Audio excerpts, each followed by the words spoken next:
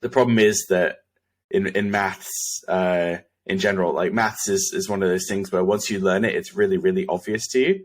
Yeah. And so therefore, like people who teach maths have the curse of knowledge more than anyone else, right? Like once it becomes obvious to you, you forget like that you had no idea how it worked like 6 months ago, and therefore you're pretty bad at teaching it.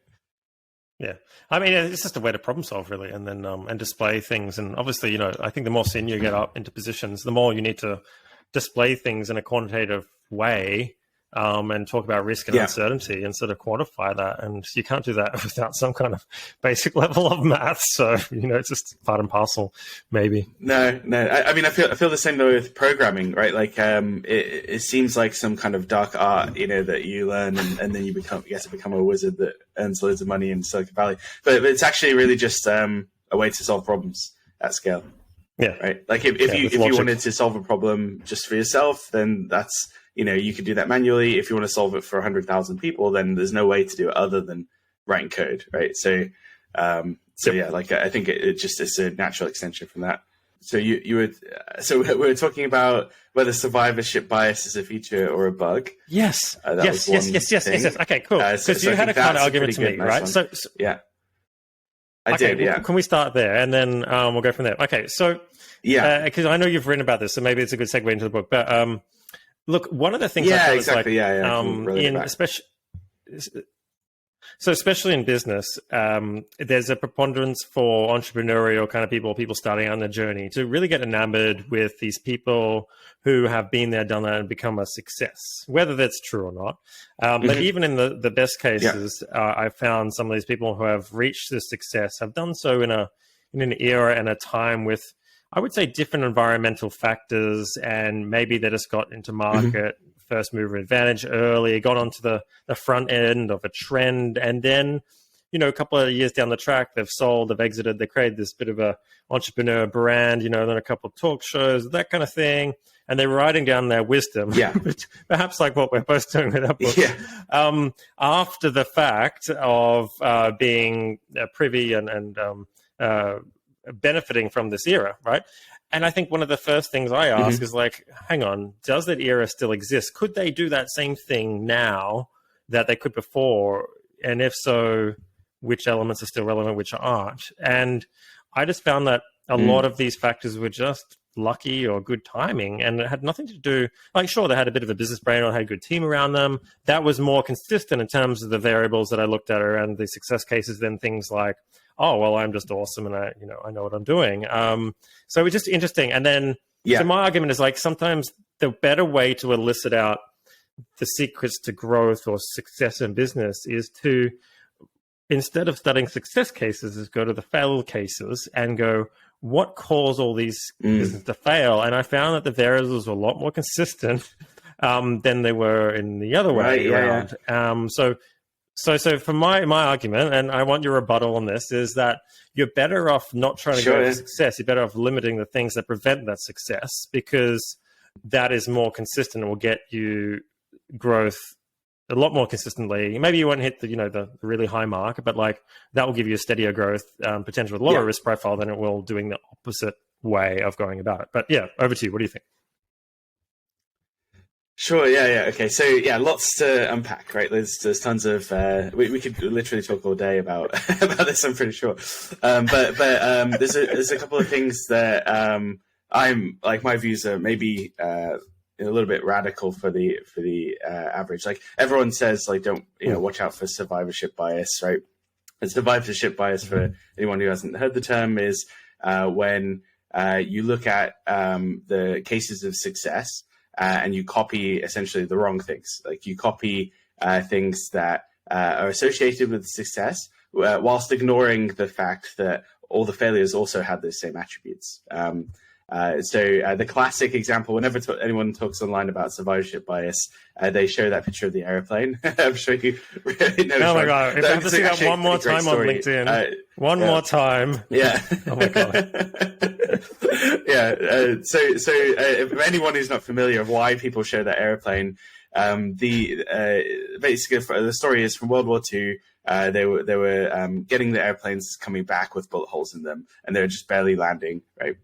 And they were like, okay, let's patch up the places where the bullet holes are, right? Makes sense. That's where they're getting shot, so you maybe want to reinforce the armor. And actually, it's the wrong thing to learn from that case. And what they realize is, hey, actually, these are the ones that made it back. They got shot, and they still made it back. So it's fine to get shot where they got shot. The ones that we're ignoring are the ones that got shot and got taken down. So they were putting the armor in exactly the wrong place. You actually need to reinforce the places where, the other airplanes got shot and got taken down by that shot, like the fuselage or engine or whatever. And it's a perfect example because you can just show it in one image, which is, where the bullet holes in the airplane are. But also it kind of shows how difficult it is to measure this stuff, right?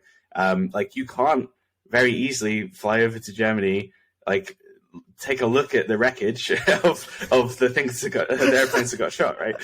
Or do a field experiment. It's pretty well defended. Yeah, exactly. Yeah. You're not going to be able to do a comprehensive lab study of downed airplanes in Germany, right? During World War II.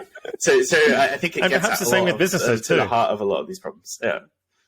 Exactly. Yeah. It's the problem is that we have lots more data on the survivors because they get the talk shows and they come on podcasts and they write books and all these things, right? So I think that that is something to be wary of. But I think that any good statistics kind of major or whatever will learn this story, and I think it serves you well in general to stop getting fooled by cases like this. However, that's me still manning the argument, right? My actual belief here is that survivorship bias is a feature, not a bug, because evolutionarily, one of the major advantages that we had, or at least our ancestors had, was that we kind of overreacted to copying success, right? So let me give you an example. Like you're walking through the jungle, all of a sudden you hear a rustle in the bushes, and your mate runs away, right? Yes, you could conduct a lab study and do a grid search of all the different bushes nearby, and then check which grid has a tiger in it, right? Or you could just run after your friend, right? and 99 times out of 100, your friend could be wrong, and maybe he was just startled by a monkey or whatever. But the people who survived, who are our ancestors, were the ones that ran away. They're the ones that overreacted to patterns in the data. And there's very, very little downside to overreacting, but there's potential huge downside to underreacting. So my theory is this, and like happy for your rebuttal in return. My theory is that survivorship bias is just a natural consequence of overreacting to those false positives, and that you can't. You can't tune the system to only get the good without the bad. Do you know what I mean? Like either you can be really sensitive to false positives, or you can be really sensitive to false negatives. Either you're going to overreact in lots of different cases and copy some things that are wrong, or you're going to underreact in some cases and die, right? So I think that the same thing in business applies, right? So applying it to business. It's actually like a pretty good strategy to just copy everything that Steve Jobs did, right? Because you're going to copy a lot of crap, right? And you're going to run into issues. But you might accidentally copy if you don't know what it is that made Steve Jobs successful. Just blindly copying everything he did was actually way more likely to lead you to success than conducting a scientific study and doing like proper research into, you might get your PhD, but you won't create a successful startup. Okay, so and where it goes wrong, so where it goes wrong, just to give you a lead in, is like someone like Elizabeth Holmes, right? Theranos. She idolized Steve Jobs, right? She wore the black turtlenecks. She talked in a deeper voice. She used the same designers and tried to get VC investments from the same people. And I think that the way you can differentiate the two is you can people who copy the associations that are widely believed, like the black turtleneck, are usually frauds, because they're copying it for instant social gratification. Because everyone knows that Steve Jobs wore a black turtleneck, right? So she's kind of copying the things that everyone believes is associated with success. I think the way you can tell the real ones are the people who copy the things that Steve Jobs did that are not generally widely believed.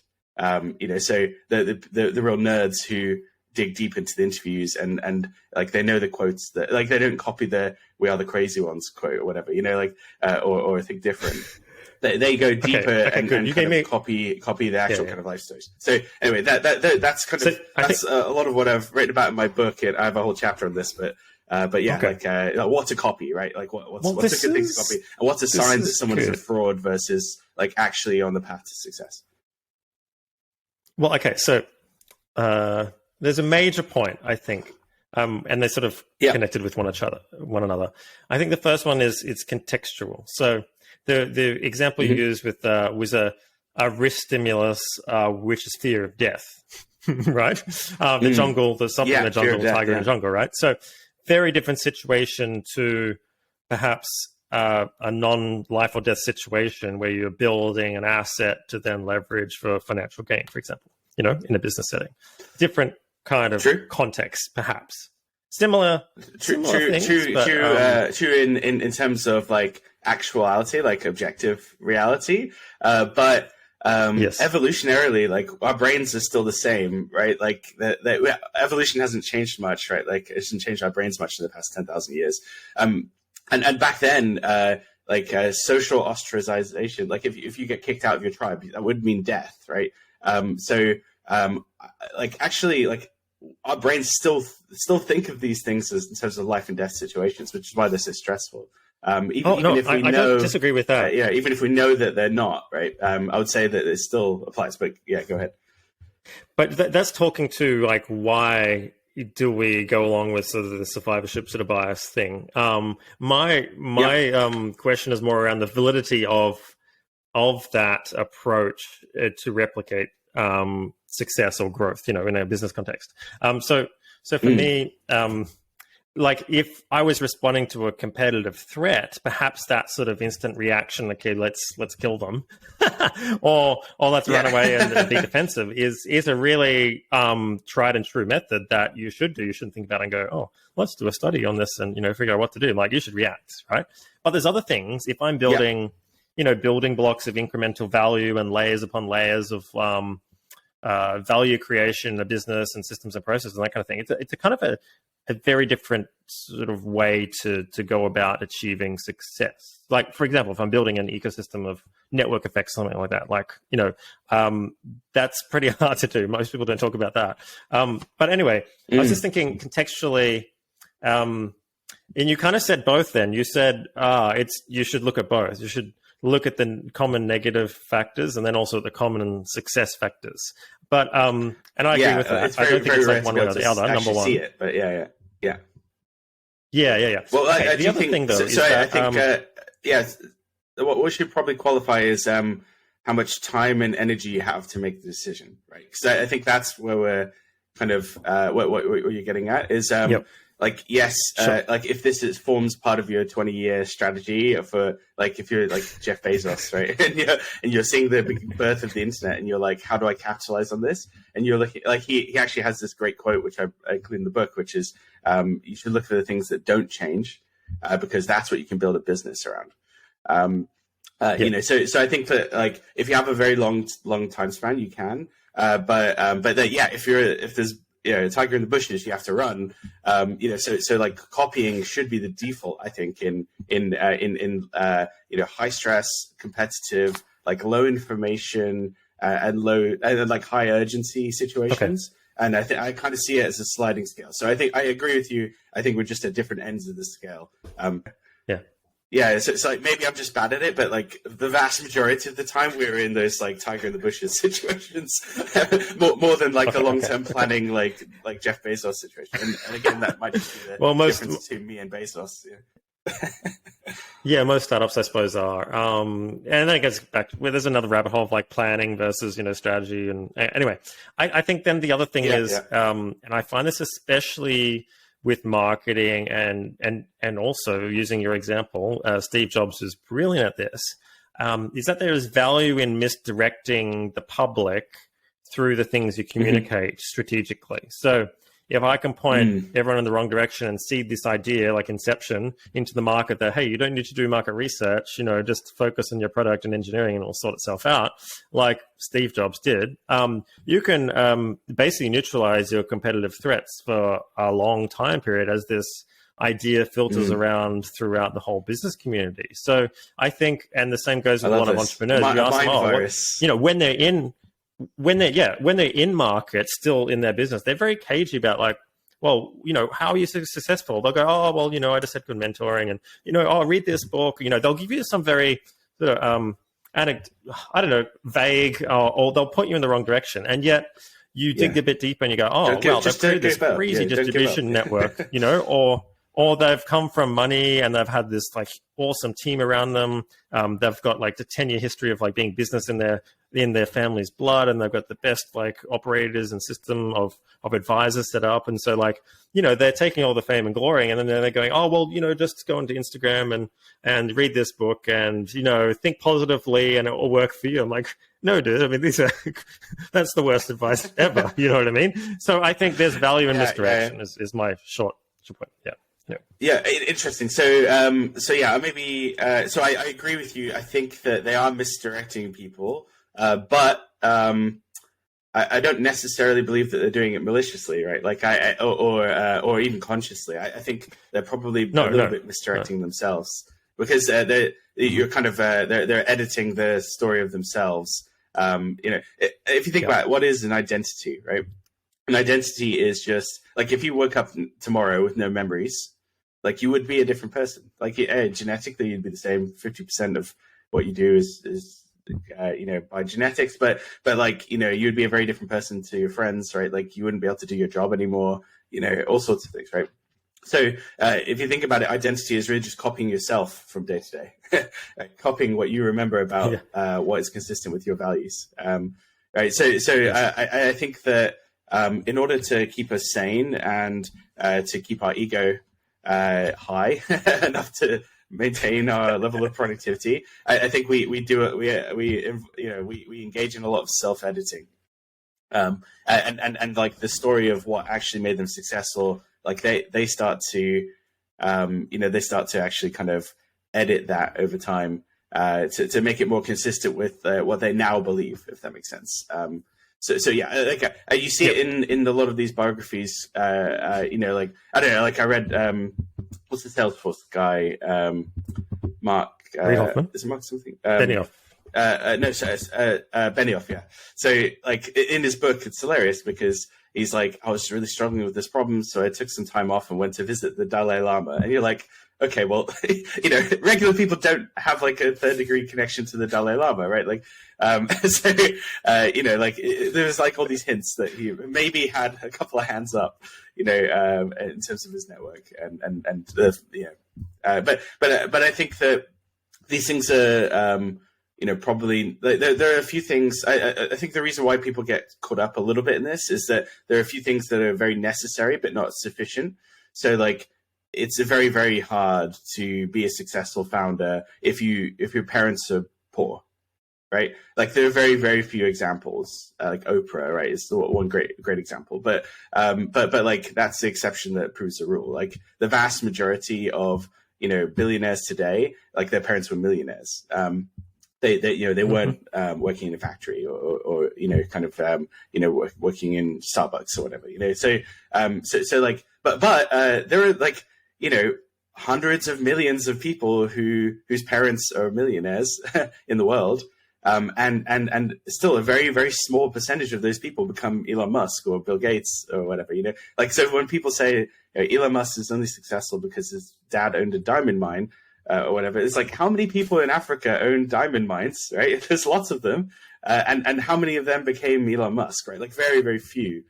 So yeah, it's probably a necessary starting point, but it's not that like, if you just work hard and don't give up, you're going to be successful. It's like you have to work hard.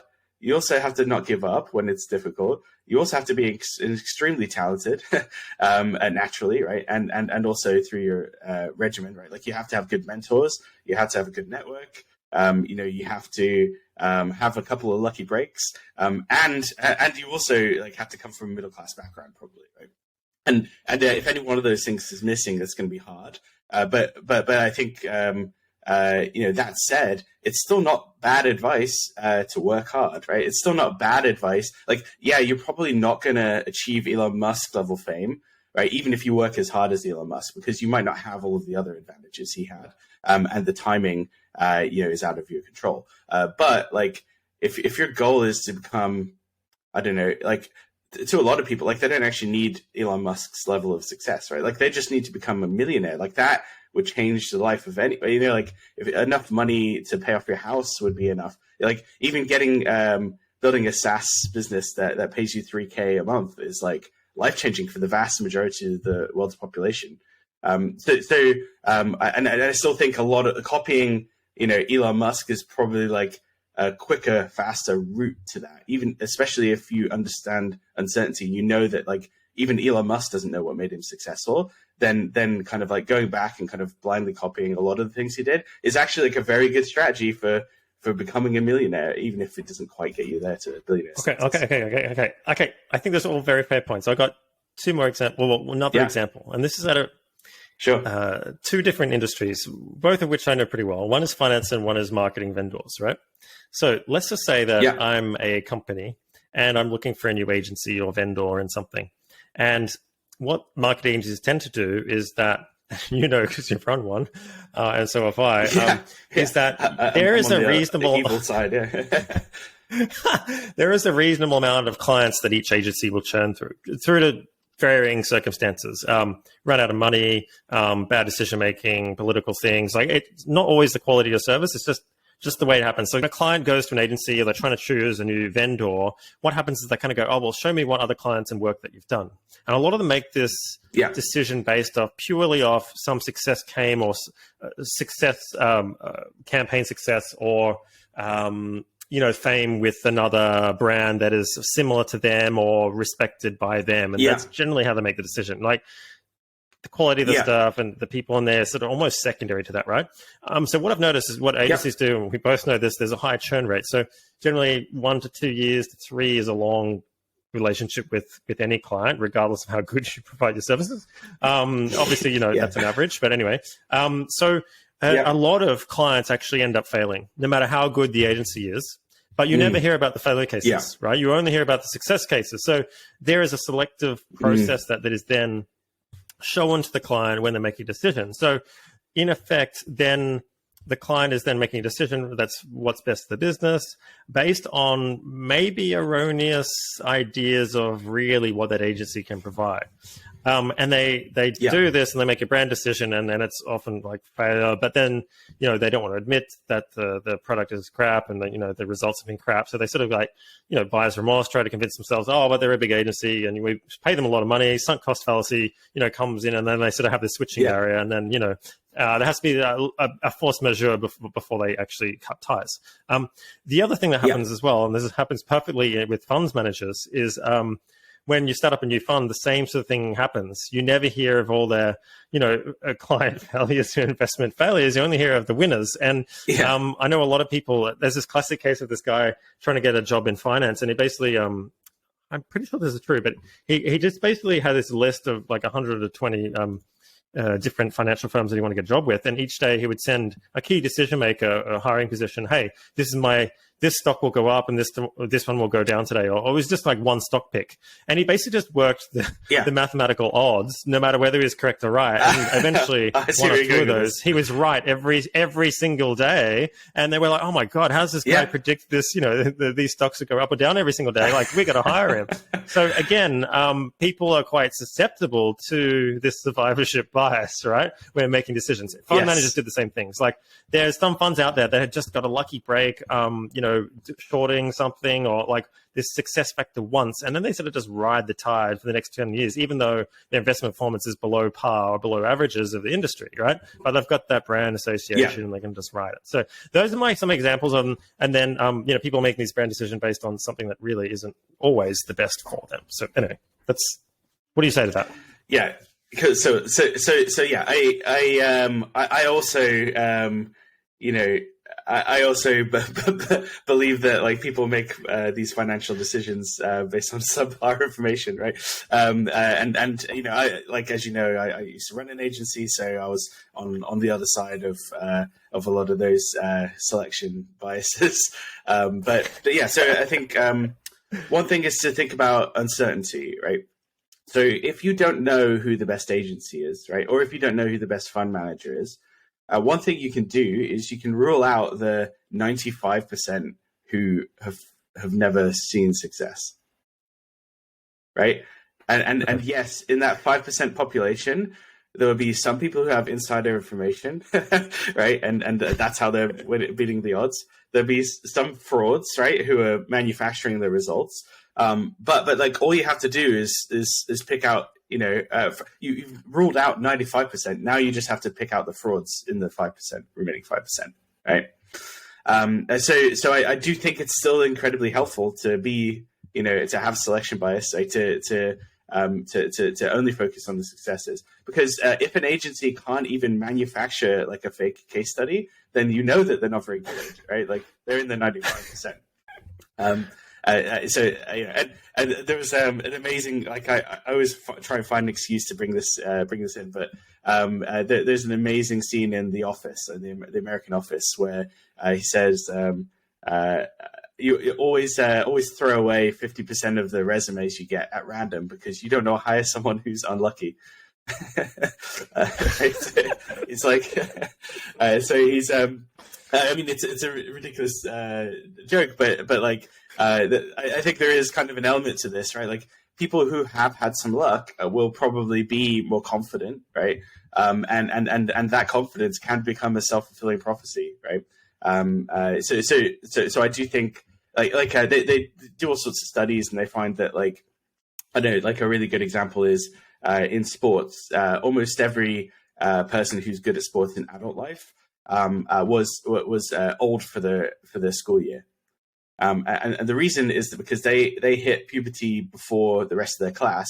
They were like, wow, I'm great at sports, right? And their teachers were like, wow, you're really good at sports, compared to the rest of the class. But it's just because they hit puberty slightly early, right? But that becomes a feedback loop where they get the best training, right? Like they get access to the gym like on weekends, right? Like their parents pay for lessons. It becomes a self-fulfilling prophecy. So I do think it is kind of like a way to bootstrap, like surfing a little bit of luck is a great way to bootstrap your way to actual competence, right?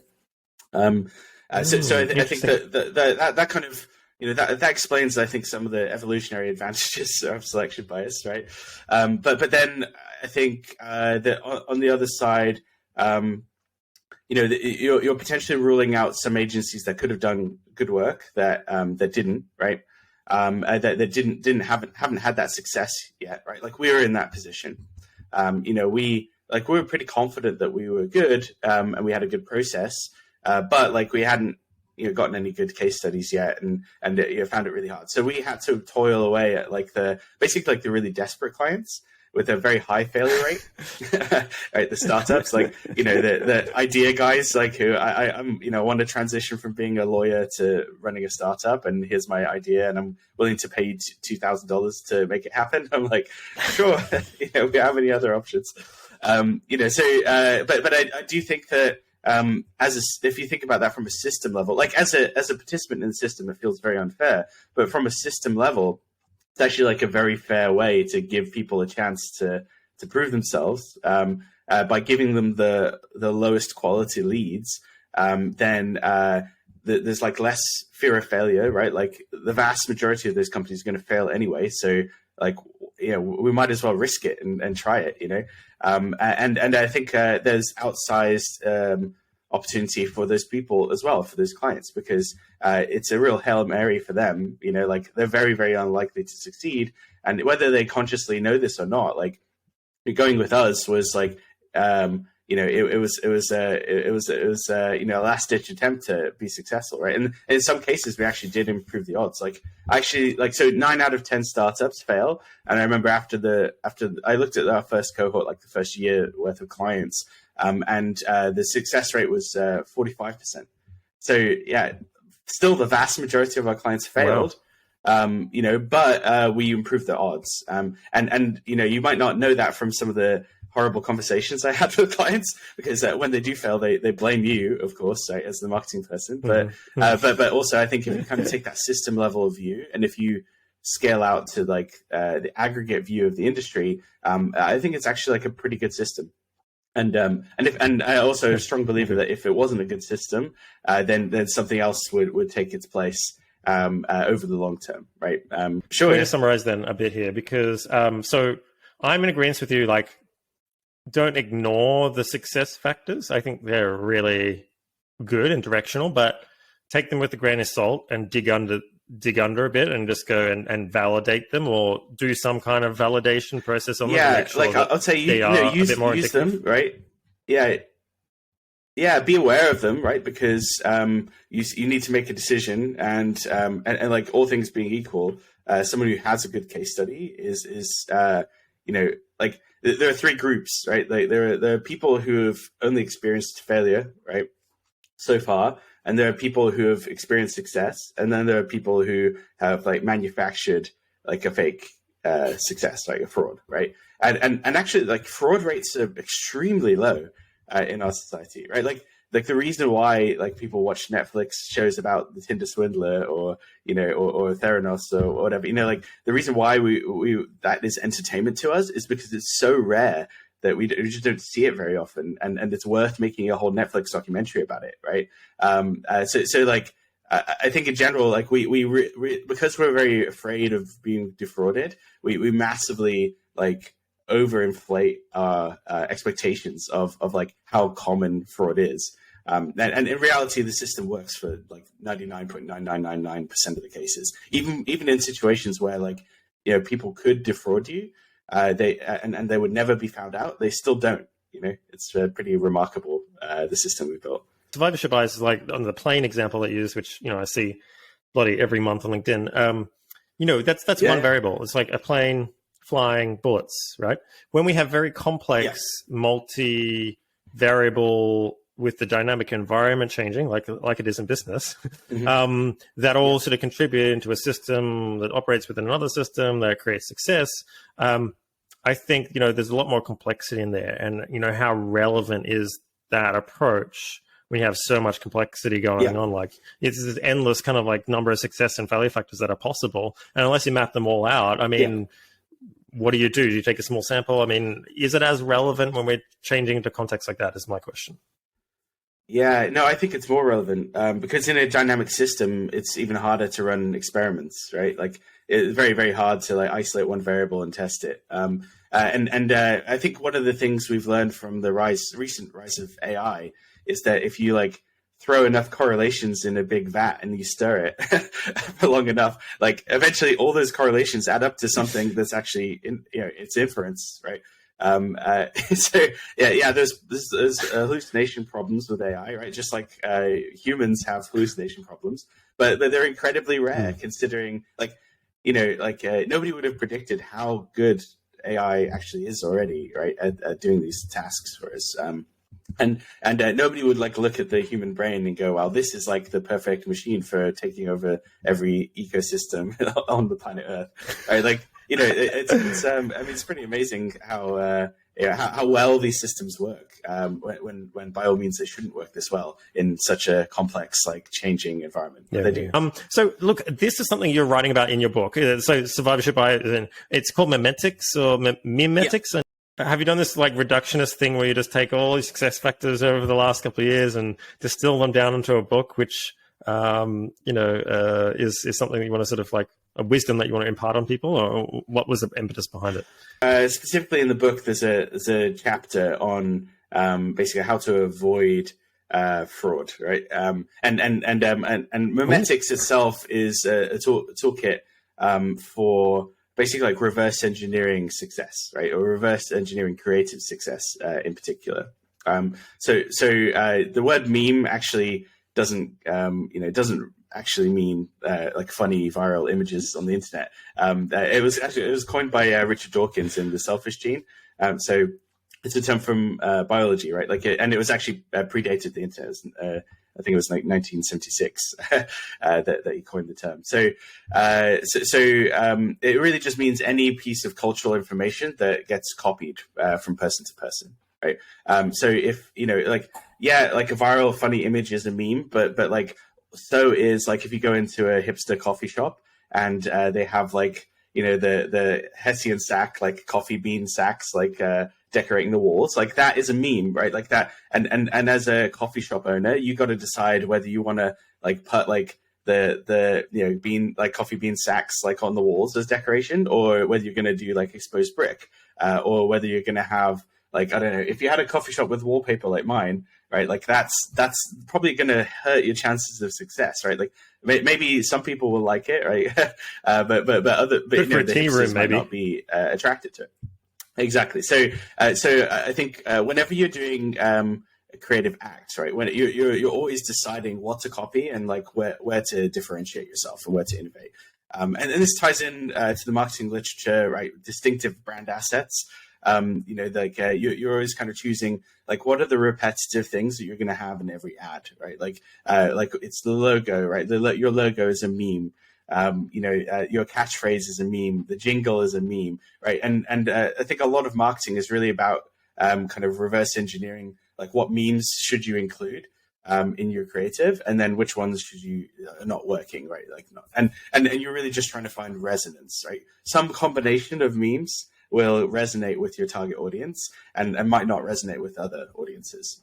So the reason I wrote this book is because I ran a marketing agency. We were full of data-driven people like myself, right? Like, came from economics background. So I had no clue what I was talking about when it came to brand. I found myself in like a unusual situation in that my growth marketing agency was incubated by a traditional creative agency, BBH.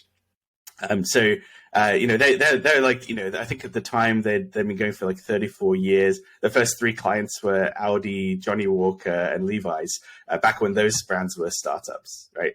And actually still had all three of those clients at the time. So, like you talked about how most clients leave after a year or two, like they had clients for more than 30 years, which is pretty nuts.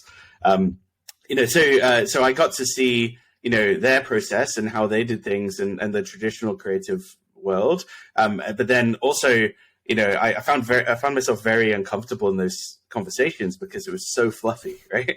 It's like, like they build a mood board, right? And then it's like, well, I'm like, well, where's the science, right? Like why aren't you A/B testing this, right? Like, and they're like, well, this is what we're pitching to the client, like, and it's the client that decides rather than like the market, which is kind of nuts. It reminds me of that. Reminds me of that scene in Pied Piper, where Richard Hendricks is going with a designer, and the designer's like, well, what sound, which animal, like, it's like, I don't care. Which animal would you be? Yeah. And it's funny because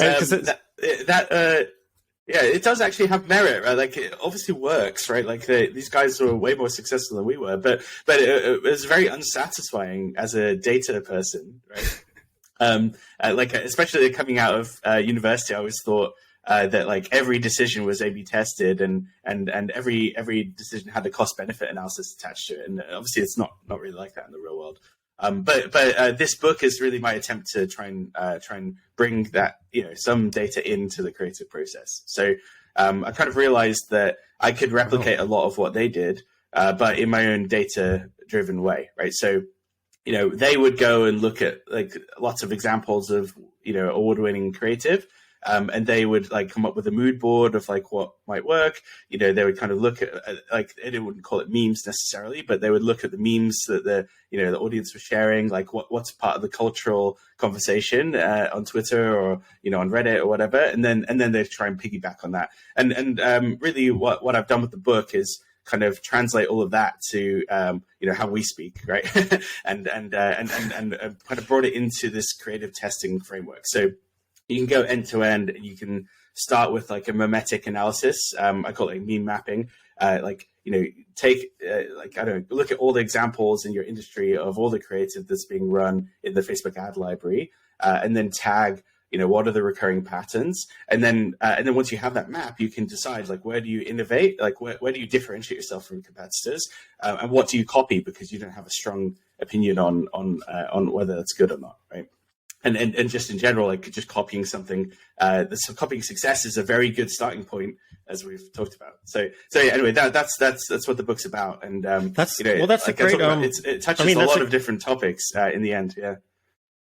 Well, that's a good segue into what we're just talking about, which was, around survivorship. So like, and this is another fallacy that I see is like, in business, you're trying to stand out from the crowd. So what everyone does is they try to, look at all the competitor stuff, but it ends up making them more like the competitors. And it's this decision, like, should we be like that because that's what the category is like, and that's what people are used to and need and demand. And if we go too far out of that, it's going to be not a success. So it is something that I always think about too. I'm like, how much of the sort of traditions can we change, and will that be commercially successful or not? Like, yeah. So, what I was going to say was, one thing that I found that's pretty interesting from an evolutionary point of view is that some things work despite their original intentions, right? And even if you don't know why they're working, right? So, like, one of the really good examples I can give is, religious avoidance of pork, right? So like, if there's a few religions where you don't eat pork, and it probably originally kind of came into place because eating pork in those times, before modern refrigeration techniques, was likely to really hurt, like you give you die, worms, right, from food poisoning. Yeah, exactly. So like, maybe the original religious leaders like adopted it for that reason, or it was just already a cultural norm in that region potentially. But then over time, it became just part of the religion. The reason people did it is not for the hygiene factor, but because the religious text told them to. It was a law, right? Mm-hmm. And the reason they're doing it became divorced from the original reason it was a good idea, right?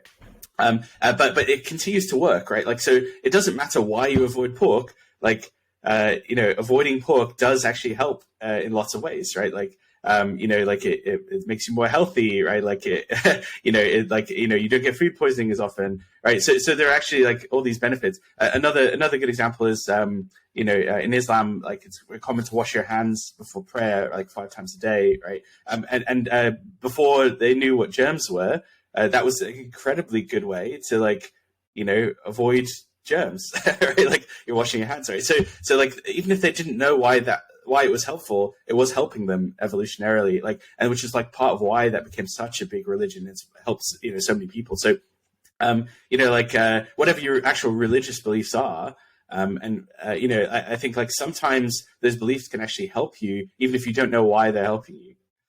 So that's something I also talk about, but then obviously the danger with that is it's an unstable evolutionary position, right? So, if you're avoiding pork, and now we have refrigerators, there's no real reason to avoid pork today, right? And because that idea has become divorced from the original reason, you'll continue avoiding pork. So it's only a minor inconvenience, right? But like, it's still like, you could, it's like, you're doing it for your religion. And I think that, and that's fine. Again, like we deal with lots of these minor inconveniences based on our beliefs. But it can actually, be really dangerous, right? Like if you're in the Spanish Inquisition, they used to decide who to kill based on who ate pork, right? So like one of the reasons why like pork is such a big thing in Spain today is because you would want to be seen to be visibly eating pork.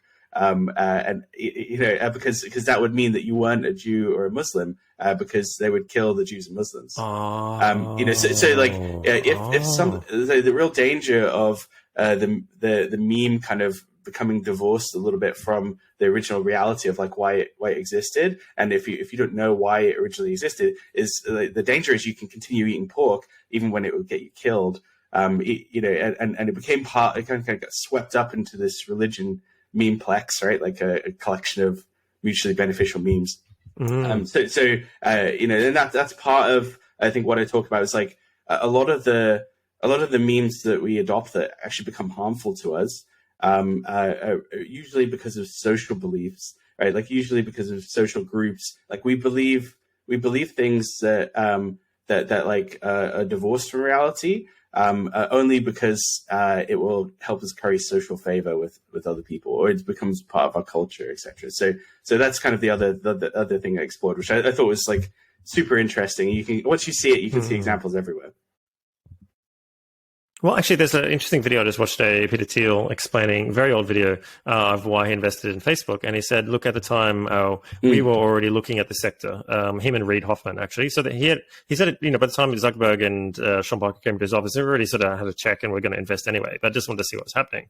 And what he said is like a lot of people overlook some opportunities just because they look unattractive or because they're unconventional. And his example was, look, at the time, we knew network effects are really powerful, really hard to get to work on the internet, and Facebook was growing really quick. But they were in a college network, and who wants to invest in a college network? They don't have any money. So, what's the point of that? And he said, look, but that's why we invest in them, because everyone else had overlooked them. We get them for a good price.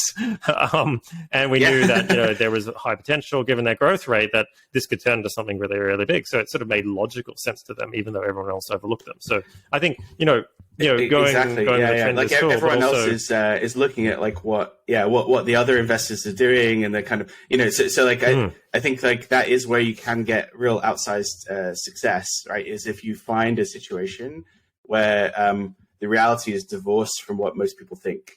So if most people think that college students have no money, and therefore they're not going to invest in an app for college students, like anyone who's really studied the history will know that like almost every successful social app started with college students, right? And then expanded, right? Like Tinder is another good example.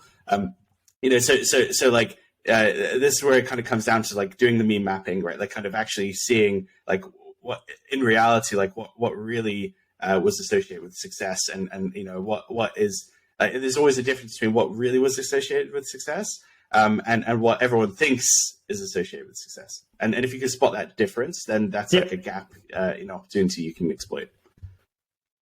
Another example on this as well is choosing channels. So a classic example is Facebook again. One of their things to grow in the early days, especially, was to actually go to campuses and set up Facebook in the campus and do a live event and be there for a period of time with people on the ground mingling around, like faces to the name.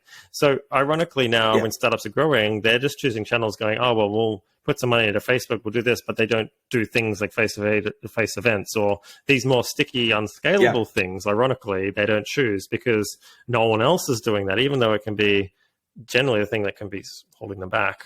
So I just find that interesting too. Yeah, exactly. Yeah. Like they're copying the wrong memes, essentially, right? Yes. I mean, that's the thing. Is like, that's why I think it's so important to build your own map. And not just borrow someone else's, because you have to assume that sometimes the map is faulty, and the vast majority of the time it's fine, right? Like you can build a pretty successful business just running Facebook ads and building an e-com store, building a drop shipping store, or whatever everyone else is doing. But I think if you want a really outsized success, that's the difference. Where you have to actually, there's not many examples, but you have to go and find an example where the associations are divorced from reality, and that's an example you can exploit, and I think that's just one of the things you need to build $1 billion company, right? You also need like we said at the beginning, lots of other things to go right as well, but that's definitely one of the big ones that people forget about. Great. Okay, awesome. Cool. I think it's pretty good. Do you want me to just stop it there? Yeah, sure. I think that these are questions that people ask themselves when they do it manually, right? Like when they're when they're just, doing this naturally, right? Like, when you're deciding, like, if someone asks you, like, what logo should we design? Right? The way you're designing a logo is based on, your past experiences, all the different things you've observed, you decide what feels right. And meme mapping is really just kind of adding just one step of rigor on top of that, where you go out and intentionally find all those examples. And you can choose more intentionally, like, what you're going to learn from. Like, I kind of see it as like, if your brain is an AI, right? Like, you're choosing the training data, right? Because your past experiences aren't necessarily the right training data for, like, the task at hand. And therefore, like, if you're, starting a new hotel, like this is the example in the book I've used. If you're starting a new hotel in San Francisco, you can learn a lot by just looking at every single listing on the booking.com page that has, like, more than X reviews, and seeing what are the recurring patterns. And you'll find some, like, really interesting things that you wouldn't have thought to include. Or it may, once you see it, it's obvious in retrospect, but you didn't have it in your list initially. So I think, like, having that map, it's really then up to you to decide what to do with it. Like, you can decide which rules to break, but you should learn the rules first, I think. That's great. And this is a really good follow-on from Andres Glusman's episode, which I think I talked to you about the tool that he was building, which was and is still released, around competitive intelligence gathering and that first step. And he was looking at, and again, we sort of had this conversation about survivorship bias. I'm like, how do you know that? Because, what his tool does is it sort of monitors what everyone's A/B testing on their websites are, and then figures out what the winner is, and then gives that as competitive intelligence to everyone else in the category, so they know, oh, well, we don't have to test that because someone else has already figured it out. And so I sort of probed him.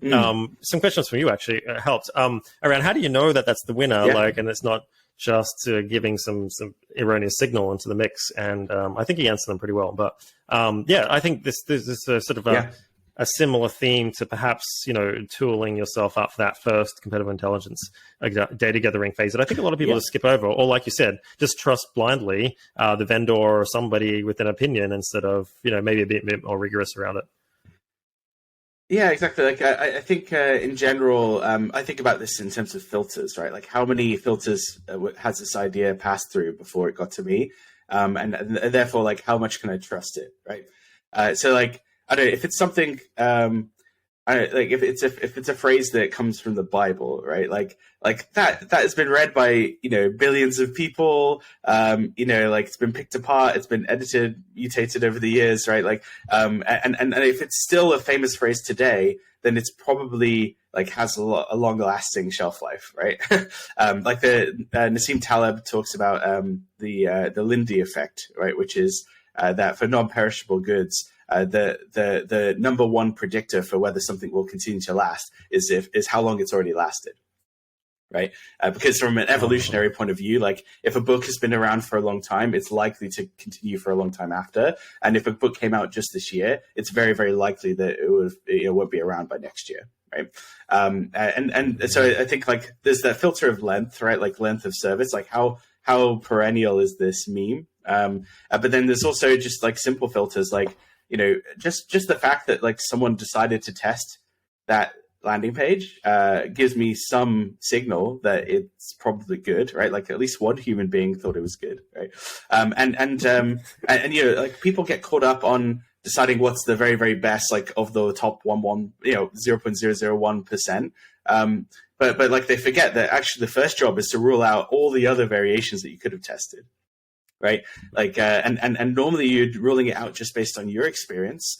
But really you should be ruling them out based on a number of people's experiences. Right. Because, like, there are infinite variations. Like, you could take the landing page that you tested, but with a red font or a blue font or a green font and you're never going to A/B test all those things unless you're like Google and you can, test 44 shades of blue on the search results page, right, and get statistical significance. Like, most people don't have the money or the volume to run these tests, so you have to decide using your opinion.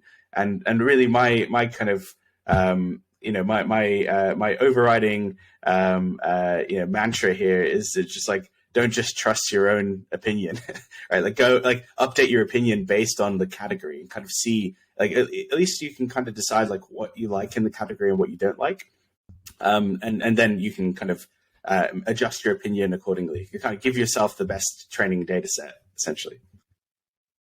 Yeah, okay. Because that's something very similar to what Andre said, is around like some people get caught up with getting perfect data and perfect results and confidence interval of like, 99 or 96, whatever. And it's like, well, look, you're better off just testing something if it's a 70% winner, like just going with it. You need to be comfortable with some sort of error. Otherwise, you just won't make any decisions, and you get this sort of analysis paralysis where no one's willing to do anything. And he's like, well, yeah, just, be comfortable with error. It's unavoidable anyway. So just like do some sort of scrappy test at the very least, rather than just, hey, I like that one. Exactly. And the vast majority of the things you test just don't matter, right? We test, like, if you think about, so at Ladder, we ran 8,000 tests over 6 years, and we documented all of them, right, for all of our clients.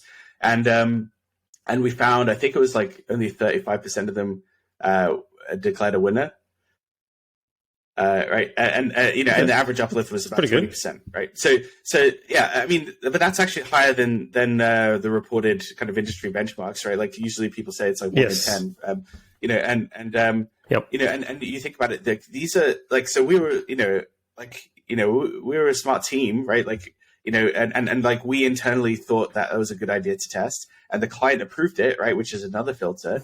So even with those two massive filters of, growth marketers who knew what they're doing, and a client who is like, a startup founder who is very, very smart, like, it wouldn't be in the position they're in if they weren't, they also thought it was a good idea. And still we were wrong much more than we were right. So it's like pretty interesting, I think, and I like to flip this statistical significance calculation on its head, because I worked with like a lot of data driven teams, and this always like blew their minds when we talked about it. So worked with like booking.com, and they said, well, we're not allowed to put anything live unless we get a statistically positive result. And I'm like, okay, but what does statistical significance mean, right? Like statistical significance means that you've proven there was a difference between the variations. So if you get an insignificant result, it's the same as saying like there is no observable difference between these variations. So you should just go with the one you like, right? Like there's no, if you can't prove that there's a difference, then like, why are you sticking with the one that you hate, right? Like just go with the one that you like. Why, that's actually like a license. Like you've proven that it's not worse, right? A lot of people think about like, let's stick with what we have and like prove that this other variation is better. But you can flip it on its head and kind of like move a lot faster and then not suffer from analysis paralysis if you just instead think about testing as a way to avoid really stupid mistakes. Well, you sort of just proved my initial argument then, didn't you? Oh, okay. Wow. draw the dots for me. You just said it's better off avoiding things that didn't work and go with something else than it is finding winners and going with winners.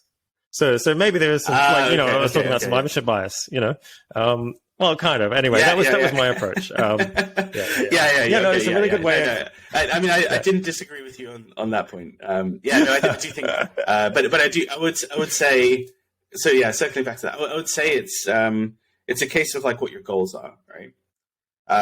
So in some respects, like just surviving is like a good goal, a worthy goal, right? Like, like they say, like the startups that fail are the ones that give up, right? Like startups die by suicide, not homicide, right? You could keep going in theory forever with your startup, right? Like as long as you keep pushing the idea, even if you go bankrupt, you can still recover and then try the idea again. So it's really that the founder gives up. So if you can just keep surviving, then that is a good sign. But like again, that's necessary but not sufficient. Like if your goal is to build a lifestyle business of like make a living from this idea, or just make sure this idea happens in the world, that is achievable by just not screwing up. But I think to achieve like a Steve Jobs level, Elon Musk level, Bill Gates level success, surviving isn't enough. Like you just have to survive and also like have 1 or 2 home runs as well, if that makes sense. You have to swing a lot. So on that note, because I think harder. This is really, really relevant right now. Like just in Australia today, there was one of those online, convenience delivery, sort of grocery delivery plays that, the last mile sort of play that everyone's trying to do and fail. Yeah. They went on the burning money. They're in trouble. They cut staff like a couple of times, and then just today sort of announced they folded. Anyway, it came out of a reasonably large, backed by a reasonably large VC firm in Australia. Anyway, there's a lot of, and also I saw out of CB Insights that I think Series A, B, C, D, E, like basically no one is funding or renewing funding. So there's a lot of capital that's being kept dry. And there's not a lot of runway left. So anyway, I think there's a lot of startups that are going in right now are sort of like trying to batten down the hatches and cut some staff and, prove positive economics, but they're actually like probably now with, AGI out, probably maybe seeing that, hey, maybe this isn't such a good idea. Now the really good entrepreneurs tend to be pretty ruthless and sort of, obviously there's a lot of sunk costs of your life, in a startup, but maybe how would you give them recommendations on what to do in this environment if it's not looking good? How would you use your approach perhaps to make a really good decision here, like when to keep going and sort of bumble along, or when to just cut loose and take the hit? Yeah, good question. So I think the difficulty is the timing, right? Because obviously you don't want to go out of business, but like if everyone else is cut and you're the only one still spending, then you benefit from the opposite of diminishing returns, like increasing returns. So like typically, like we'll just use advertising as an example. If you're advertising on Facebook, if you need to spend $100,000 today, you get like, say, I don't know, a 2x ROI. Return on investment. If you need to spend $1 million today, you're not going to get 2x, right? You might get like 0.8x, right? You might actually lose money on that spend. The more you spend, the lower the efficiency in general, because you're reaching people who were less and less interested in your business, right? But everyone thinks CAC decreases over time with efficiencies, but from what I've seen, it just goes up. Yeah, no, I think that's a hangover of the old school marketing world, where that was actually true. So, the Procter and Gamble, Unilever, like all these big brands, like houses of brands, like they grew up in a world where with the economies of scale, right? So if they could, spend 100 million on TV, they could negotiate a cheaper rate for that TV than if they were spending 10 million, right? And if they and if they aggregated lots of brands, or like actually on the agency side, right? Like, if you could have an agency holding company that could club together lots of agencies, they could negotiate better rates. And in general, like as the client, Procter and Gamble or whatever, like if they were manufacturing 100,000 units a day instead of 1,000 units a day, they can actually do that cheaper per unit. So they grew up in a world of economies of scale, which is the opposite of diminishing returns. And so that's the way they think. But the world has shifted with online. Now it's actually like, all advertising is sold in an auction model, right? Rather than a negotiated rate. So you don't get economies of scale, you get the opposite. Like the more media you need to buy, like the more expensive the media becomes. And there's not that many economies of scale, I think, for most products. If anything, there's diseconomies of scale. From an agency perspective, like the bigger we got, like we got to 50 people, which is still pretty small for an agency. The bigger we got, the less efficient we got at servicing the clients, because we had to coordinate more people. And I think a lot of businesses these days are like service businesses rather than manufacturers, and therefore they suffer from those diseconomies of scale. Even technology companies, which are supposed to benefit from economies of scale, like in theory, right, you can build Twitter once, right, and then service 100 million or 1 billion users if you wanted, right? Like, like Elon's kind of proven in there, whether you believe with it, his methods are pretty shocking, right? But whether you go along with it or not, like, he's kind of shown that you can run these big technology companies with half the staff, right? And a lot of the other big tech companies have followed suit, right? Like Meta's made layoffs, Amazon's made layoffs. So those layers of product managers, they hire too many product managers. Yeah, layers and layers and layers of product managers. Yeah, like just why do they have so many product managers? I don't people, get it. Right? Like they're all. Yeah, they'd be worth a lot to a company that knew what to do with them. But like these, it's very, very hard to find product market fit. Like Google, found it with search, right? And they found it with YouTube, or they bought it with YouTube. But like, you know, how many of their other products have made them a profit? You know, none. Right, Nope. and despite billions being thrown at it. And it's not because they're not talented, and it's not because, you know, that, like, we shouldn't have too much shade for them, because this is just tough to do this, right? But yeah, I think in general, you know, like I think you know, everyone is reevaluating right now what they actually, like, what actually matters to the customer. You know, it's not that you have like 5 layers of product managers, right? Like, that the customer can't even tell if you know, like, Twitter has, you know, 1,000 product managers, or if it has 1, right? Like, they can't, like, it actually doesn't make that much tangible difference day to day to the business. It comes out in some ways, like, obviously for us power users, we see sometimes it doesn't load properly or whatever, but the vast majority of the world doesn't know and doesn't care what's happening at Twitter internally, right? So I would say, like, what people are really focusing on is they're doing kind of these meme mapping exercises. Like, they don't call it that, but they're doing it kind of, you know, subconsciously or consciously. They're actually finding, like, what really resonates about my product with the users, and can I just deliver that without all the other crap and bullshit that we've added on, all the other layers, right? Like, does this actually make a tangible difference to the customer? Like, does, like, rewriting my entire, you know, backend in Java, whatever, like, really make a difference? Like, how does it make a difference? Like, what is it going to cause, you know, as to, like, is it going to improve our resonance with customers or not? And if it's not, like, if they're not even going to be able to tell, then I think they're just cutting those layers away.